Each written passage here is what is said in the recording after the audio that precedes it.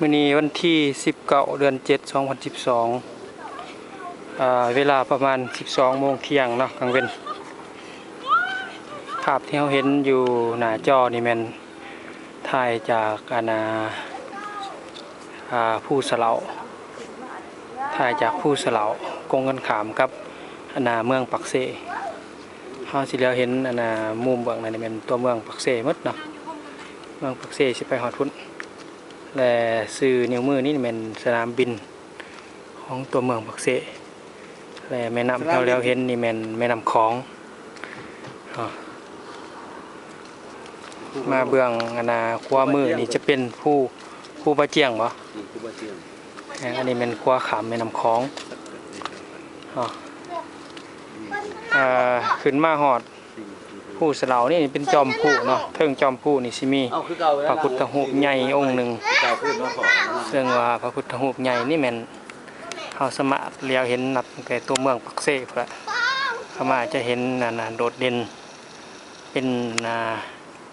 สัญลักษณ์ของความรุ่งเรืองทางด้านพุทธศาสนาของเมืองปักเสในสมัยใหม่เนาะวัดนี่เป็นวัดสร้างใหม่เลยเนาะสร้างขึ้นใหม่ถ้าเบิ่งตามป้ายที่ติดไว้นี่แม่นสร้างขึ้นในปี2010เนาะความสูง23 เมตรความสูง23 เมตร23.90 เมตรเนาะความสูงและความกว้างหน้าตักนี่13.90 เมตรของพระพุทธรูปองค์นี้พระพุทธรูปอยู่ในปางยังก่อนพระพุทธรูปนี่ปางยังเพิ่นปางได้ที่ยังแม่ก็เชียงอีกบ่แม่นปางสนามม่านบ่แม่นเนาะปางสนามม่านแม่นอยู่ลุมนี่อันนั้นมันมีปางเด้ปางนั้นปางนี้มันแม่นขึ้นมาทางปัจจุบันนี่สิมีคันไดขึ้นเนาะคันไดก็คันนับขันที่เฮ็ดสำเร็จแล้วก็ส่วนใหญ่ก็สำเร็จแล้วแต่ว่าส่วนหนึ่งสิเป็นคันไดคอนกรีตแต่ส่วนหนึ่งสิเป็นคันไดไม้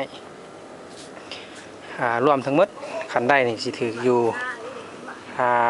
ประมาณ380ขันไล่เฉลี่ยแล้วประมาณ400ขันพุ่นแหละเนาะ400ขันรวมทั้งขันเล็กๆน้อยๆขันที่บ่หาบบ่เพียงทั้งหมดประมาณ400ขันอยู่เบื้องซ้ายมือนี้สิเป็นทางไปหาวังเต่า2 เมกไปชายแดนลาวไทย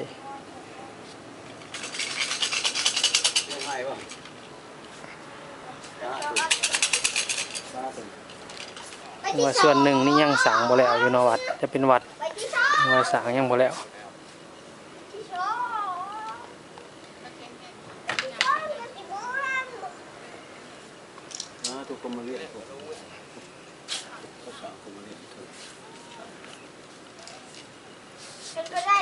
อันนี้มันนักท่องเที่ยว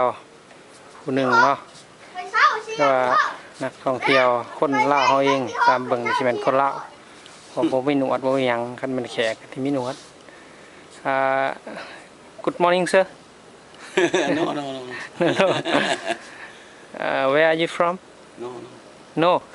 From Seno Are you from Seno Hi madam What are you doing What are you doing Hey baby